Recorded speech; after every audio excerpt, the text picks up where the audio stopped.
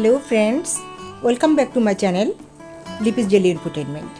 বন্ধুরা, দেখতেই পাচ্ছ খাজা রেসিপি নিয়ে চলে এসেছি। আর সেটা যদি হয় একাধিক লেয়ারযুক্ত খাজা আর মুচমুচে, তাহলে কেমন হয় বলো তো? এই বৃষ্টির দিনে কিন্তু জমে যাবে। হ্যাঁ বন্ধুরা, খাজা রেসিপিতে প্রথমে অ্যাড করে নিচ্ছি 1 কাপ ময়দা, 2 চা চামচ বেসন, সামান্য লবণ অ্যাড করে নিচ্ছি, আর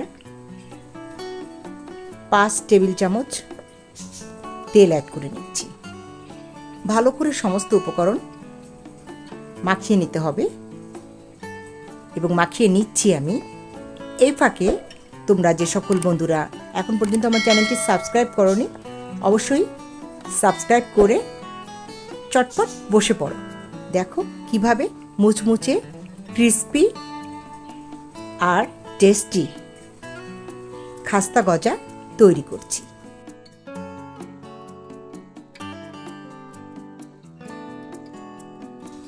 সামান্য বেকিং সোডা দিয়ে দিয়েছি, খুব সামান্য কিন্তু।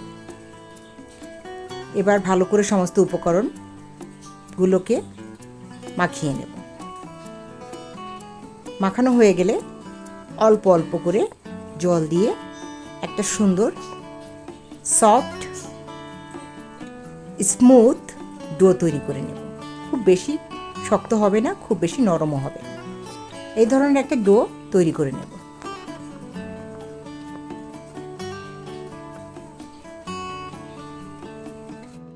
পারফেক্ট খাস্তা গজা তৈরির জন্য পুরো রেসিপিটা ফলো করার জন্য অনুরোধ করছি।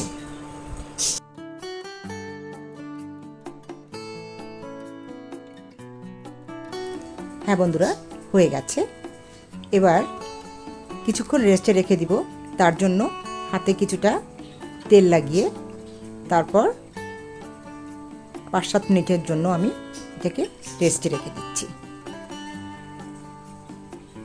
এবার একটা কাজ করতে হবে আমাকে। এই লেয়ারযুক্ত গজা তৈরি করার জন্য আমাকে 2 টেবিল চামচ ঘিয়ের সঙ্গে 2 চা চামচ ময়দা গুলে একদম এরকম লিকুইড করে নিতে হবে। তারপর দেখো বন্ধুরা, পাশে সরিয়ে রেখে আমি ডোগুলো থেকে ছোট ছোট লেচি করে নিচ্ছি। অবশ্যই ডোটাকে আর একটু মথে নেব, তারপর লেচিগুলো কেটে নেব।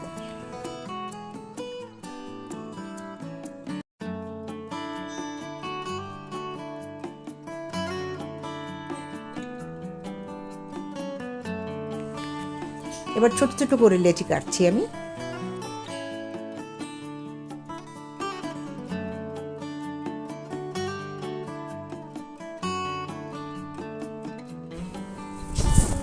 বন্ধুরা, যেহেতু আমি লেচিগুলো ছোট ছোট করে কেটেছিলাম, তাই ছোট ছোট আকৃতির 4টা করে রুটি করে নেব। রুটিটা আমি যতটা সম্ভব পাতলা তৈরি করে নিচ্ছি। আর এগুলো যে একদম গোলই হতে হবে তার কিন্তু মানে নেই, আমি আমার সুবিধা মতো করে নিচ্ছি।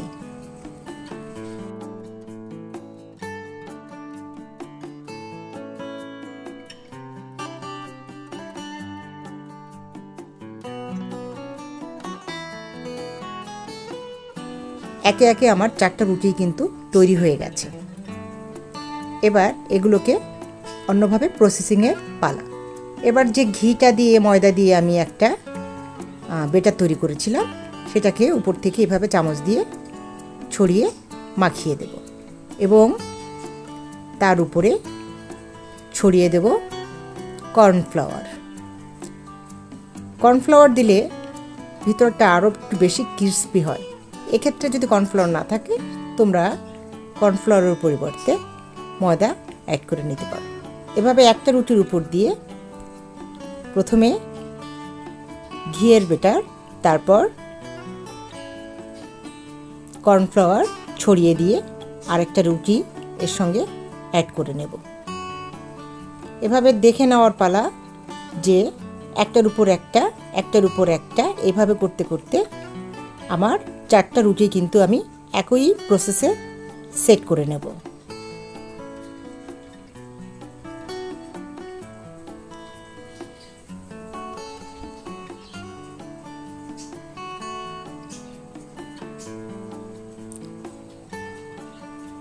প্রসেসিংটা অনেকেই জানো, কিন্তু যে সকল বন্ধুরা জানো না তারা মূলত ভালো করে খেয়াল করে দেখো যে কোনভাবে এটাকে একটার উপর একটা আমি সাজিয়ে নিচ্ছি।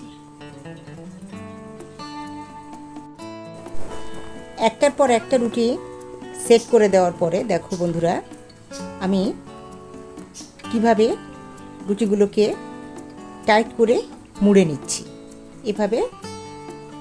তারপর সামান্য জল লাগিয়ে সিল করে দিচ্ছি। এই জলটা না লাগালে মুখটা একটু আলগা থাকে, যেহেতু ঘিয়ের প্রলেপ আছে তাই জিনিসটা সহজে আটকে যেতে চায় না, তাই জল দিয়ে আমি সিল করে নেব এবং এভাবে একটু হাত দিয়ে লম্বা করে নেব। তারপর একটা ছুরির সাহায্যে সাইডটা থেকে একটু কেটে ফেলে দিয়ে সুন্দর করে এভাবে ছোট ছোট টুকরো করে কেটে নেব। এবার দেখে নেওয়ার পালা, দেখে নাও কিভাবে কি করছি।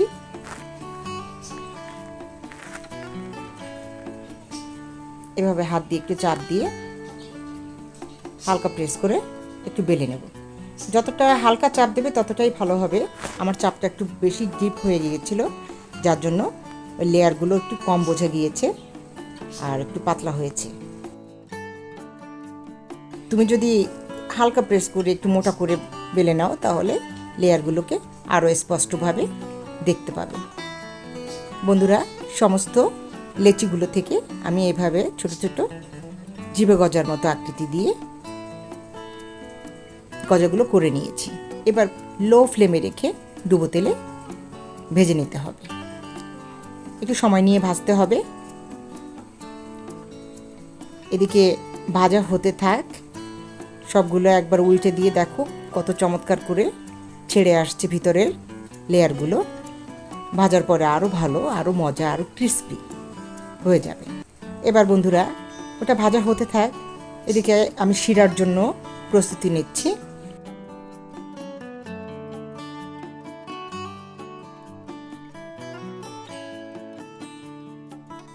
শিরা করব। 1 কাপ চিনি নিয়ে নিয়েছি আর ওই কাপেরই হাফ কাপ জল নিয়ে নিয়েছি। বন্ধুরা, এবার গজার ফ্রাইং প্যানটাকে পাশে সরিয়ে রেখে অন্য চুলায় জাল হচ্ছে, ওটা ভাজা হচ্ছে। আর এদিকে আমি তোমাদেরকে দেখানোর জন্য এক্সচেঞ্জ করে নিয়েছি জায়গাটা। 2 এলাচ দিয়ে দিচ্ছি শিরাতে। এবার ভালো করে নেড়ে চেড়ে শিরাটা তৈরি করে নেব। একটু সময় নিয়ে করতে হবে।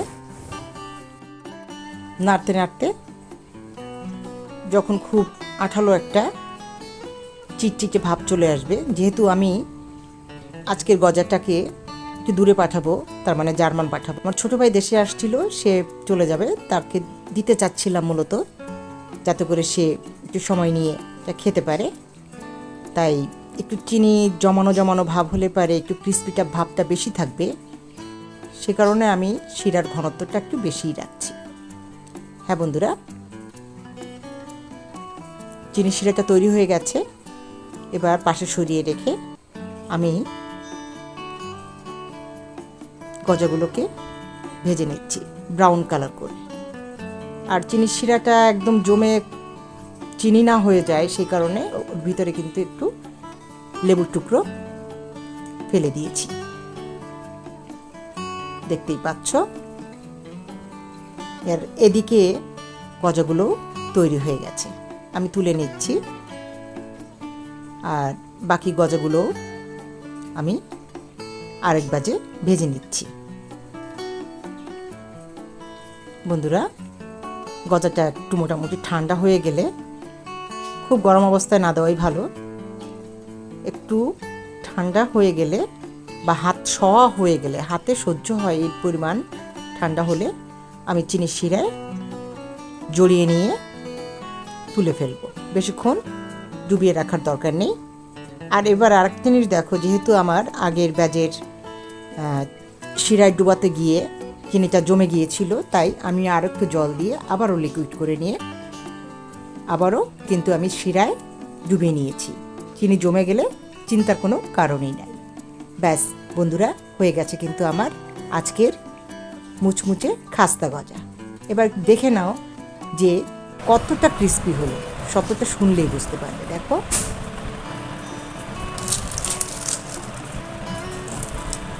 হাতের মুঠোর মধ্যে একদম ভেঙে চুরে একাকার, আর মুখে দিলে একদম মিলিয়ে যাবে, খেয়ে ফেলবে চটপট। ঠিক আছে বন্ধুরা, আজকের ভিডিও কিন্তু এই পর্যন্তই ছিল। এতক্ষণ সাথে থাকার জন্য অসংখ্য ধন্যবাদ তোমাদের। আর যারা এখন পর্যন্ত সাবস্ক্রাইব করোনি, অবশ্যই সাবস্ক্রাইব করে বেল বাটনটা প্রেস করে রেখো, যাতে করে আমার পরবর্তী সকল ভিডিওর নোটিফিকেশন ঠিক সময় মতো তোমাদের কাছে পৌঁছে যায়। ঠিক আছে, ভালো থেকো সবাই, টাটা।